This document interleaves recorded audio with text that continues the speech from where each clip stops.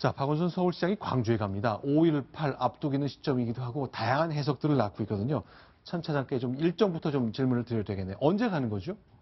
5월 12일 날 네. 내려갑니다. 2박 3일 일정이고요. 내려가서 5.18 민주묘지를 참배를 하고 네. 전남대학교 강연 그리고 지역 언론인 오찬 등 여러 가지 일정을 수행하게 되는데 박 시장이 광주에 가는 건 2년 만의 일입니다. 네. 그러니까 그때 2년 전에는 네. 지금 저때 2014년 7월 4일이잖아요. 네. 그러니까 지방선거에 당선되고 서울시장에 임명이 된 이제 취임식을 한 뒤에 후에. 그리고 나서 바로 직후에 내려간 이후에 이제 2년 만인데 네. 당시에 이제 광주에 내려갔을 때 박원순 시장은 뭐 여러 가지 얘기를 했었습니다.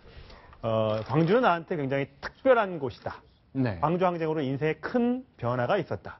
참여연대 시절 5.18 특별법을 최초로 입법 청원했고 정치적 이유에 앞서는 본질적인 문제다. 이건 이제 지난 3일 기자간담회 때 이제 얘기를 한 겁니다. 광주에 네. 내려간다는 얘기를 하면서 네. 이 질문이 나오니까 이제 이렇게 얘기를 했는데 네. 아무래도 광주에서 이번에 더불어민주당이 8석을 전부 다 국민의당에 내줬지 않습니까? 네. 그래서 지금 김종인 대표와 문재인 전 대표 간에 누가 책임이 더 많으냐 놓고 옥신각신하는 와중에 이 좀 무주공산에 빠진 호남 민심, 내가 좀 적자다. 이런 부분을 좀 강조하기 위한 정치적인 행보가 아니냐 이런 해석을 낳고 있습니다. 더불어민주당 내부에 광주 민심을 놓고 일종의 권력의 공백이 생긴 걸 봤다고 봐야 되겠죠. 그렇습니다. 그것을 좀 채우겠다는 뜻이 보입니다. 자, 최근에 이제 행사 때요. 박원순 시장이 내가 광주를 얼마나 사랑하는지를 놓고 여러 가지 얘기를 나눈 게 있습니다. 저희가 영상 좀 구해봤는데 그 내용 보시면 아, 이렇게 얘기를 하는구나 알 수 있을 것 같습니다. 확인합니다. 이번 총선 결과를 보면은 박원순 시장님도 다음 대권을 생각하신다고 하면은 호남이 얼마나 중요하다는 것을 느끼셨을 겁니다. 또 서울시장 선거하시면서도 우리 호남 향우들이 얼마나 도와준 것을 기억하셔야 될 겁니다. 광주 전남을 사랑하는 박원순 서울특별시장입니다. 지난번 선거 때 박지원 대표님이 내 이름을 봐라. 박원순 시장 선거를 지원하기 위해서 이름도 박지원으로 지었다. 이런 말씀하셨어요. 다음 선거에도 역시 지원해 주실 거죠? 네. 네, 박 시장이 이제 멋쩍게 웃었는데 이 선거, 다음 선거가 4년 뒤 서울시장 선거를 말하는 건가요? 아니면 내년 대선을 말하는 건가요? 알 수가 없습니다. 네. 그래서 이제 정치적인 해석을 낳고 있는 건데 네. 이 개막식 때 그 재경 광주 전남 향후에서도 23개 광주 전남 향후의 회장단이 참석했기 때문에 네. 아무리 이제 광주 민심, 호남 민심을 끌어들이기 위한 포석으로 이제 해석이 됐고 네. 그렇기 때문에 또 대선까지를 염두에 둔 발언이 아니겠느냐라는 네. 정책을 해석을 낳고요. 또 불과 저 발언이 있은 이후에 20일 뒤에 광주 5.18 묘역을 찾기 때문에 그래도 좀 속내가 있는 것이 아니냐 이런 네. 해석을 낳고 있습니다. 사실 저기 박원순 시장 고향 아시죠? 경남 의령 쪽 아닙니까? 경남 창녕입니다. 아, 창녕입니까? 네, 창녕이고 네. 또 부인인 강란이 여사도 고향이 이제 영남 쪽입니다. 대구. 대구. 그렇죠. 이제 광주의 사랑을 저렇게 밝혔고 또 하나 동시에 지난 3일에 있었던 기자간담회 때 밝힌 건데 나는 대구의 사위다라고 얘기하는 것처럼 들렸습니다. 역시 대구의 권력에도 좀 공백을 본 모양인데요. 자, 천 차장, 이게 어떤 얘기입니까? 부인과의 옛날 얘기를 많이 내놨군요. 러브 스토리를 이제 공개를 한 거죠. 그러니까 박 시장이 최근 간담회에서 이제 부인과 러브 스토리, 대구에 처가를 두게 된 이제 이유를 얘기하는데 네. 독일 철학자 비트겐슈타인에 미쳐 있더라. 이 여성이 국문학도 출신인데 개명의 네. 국문학과 출신인데 첫눈에 반했다.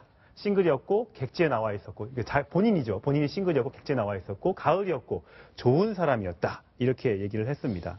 박원순 시장이 당시에 이제 검사 15로서 대구에 근무할 때잖아요. 예, 그때 네. 만나가지고 네. 또 강란이 여사 미인이잖아요. 네. 예, 그러니까 아마 또 좋아하게 된 것 같은데. 네. 근데 그 광주에 이번에 내려간 연유를 잘 모르겠습니다. 네. 뭐 서울시장이 광주를 사랑해서 내려간다. 서울시를 사랑한다고 네. 모르겠는데 광주를 사랑은 다 할 수 있죠. 네. 그렇지만 서울시장이 특별히 그렇게 이야기하면서 무슨 뭐 자매 결연을 맺은 것도 아닌 것 같고 네. 왜 내려갔는지 모르겠고 아까 그 다음 선거에 지원해 주시겠죠. 네. 이거는 그 다음 지방자치 선거는 너무 아직 멀었지 않습니까? 그걸 네. 미리 말씀하시면 그때까지 어떤 약속이 지켜질지 약효가 있을지도 모르는데 네. 결국은 대선 행보로밖에는 그렇죠. 저는 광주에 내려가신 거는 네. 그렇게밖에 안 보이는데요.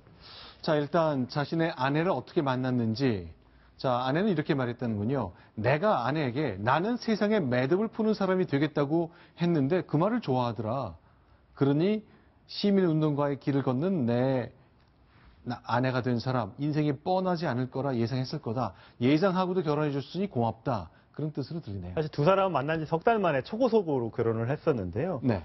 크리스마스가 결혼 기념일이라고 합니다. 네. 네, 또 애틋한 얘기를 많이 나눴는데 네. 사실 또 장인 묘소는 충북 영동에 있어요. 또 작년에 네. 충북 영동에 갔을 때는 또 해석이 네. 충북의 삶이냐. 네. 전국을 다닐 때마다 나는 어디 삶이냐 이런 얘기들이 나올 수밖에 없거든요. 아무래도 정치인이다 보니까. 네. 사실 안철수 대표는 부산이 고향이지만 부인은 전남 순천이 고향이잖아요. 그래서 네. 호남의 삶이라는 얘기를 하고 다니는데 그 말이 아마 굉장히 부러울지 모르겠습니다. 연고가 없기 때문에. 앞으로 네. 이제 뭐 대선에 나가게 되면 저런 부분에 있어서 어떻게든 지역 마케팅, 고향 마케팅을 하려고 굉장히 애를 쓸 것 같습니다. 저는 박원순 시장이 강난의 여사를 저렇게 굉장히 강난의 여사가 그림자에 들어갔잖아요. 사실은 외부에 네. 드러내지 않았었는데 최근에 굉장히 저렇게 밖으로 드러내는 것 자체가 대권의 꿈이 높아졌다. 이렇게 네. 좀 보이는 봐야 될 것 같습니다. 네. 이게 사실 대선에 가면 이제 퍼스트레이디가 굉장히 중요한 역할을 하고 사실 그 표심에도 많은 영향을 미칩니다. 그렇죠. 그리고 이제 박원순 시장의 대선을 얘기하면서 강난 여사 과연 어떻게 내조할 것이냐가 굉장히 중요한 어떤 포인트 중 하나라고 많은 사람들이 얘기하기 때문에 네. 저는 박원순 시장의 저기 강난 여사를 전면에 등장시키는 게 어떻게 보면 대선의 꿈에 한 발짝 더 다가서고 있는 게 아닌가라는 생각이 듭니다. 자, 박원순 시장의 대선 프로젝트, 그중에 이제 부인과 관련된 것 중에 하나라면 작년에 아내를 사랑한다면서 시장에서 10,000원짜리인가요? 굉장히 값싼 반지를 하나 사주는 모습이 있었거든요. 그걸 카메라에 공개했습니다. 어떤 모습일지. 그거 보고서 많은 사람들이 이거 따라하라는 뜻이냐 아니냐 얘기가 많았거든요. 그 영상 한번 보겠습니다.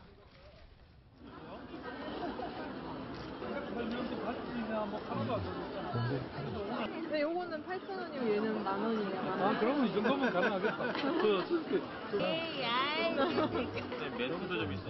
자, 8,000원이냐 10,000원이냐 어쩌면 값싼 건데 크리스마스 때 결혼했으니까 크리스마스 이브가 결혼 전날이겠죠. 반지 선물하면서 부인을 적극적으로 카메라 앞에 공개하면서 저 장면을 보면서 대권 가동 그 플랜의 시작이다라고 해석하는 분들이 많았는데 자, 한 단계 이번 광주행을 통해 그 믿음이 좀 강해지는 것 같습니다.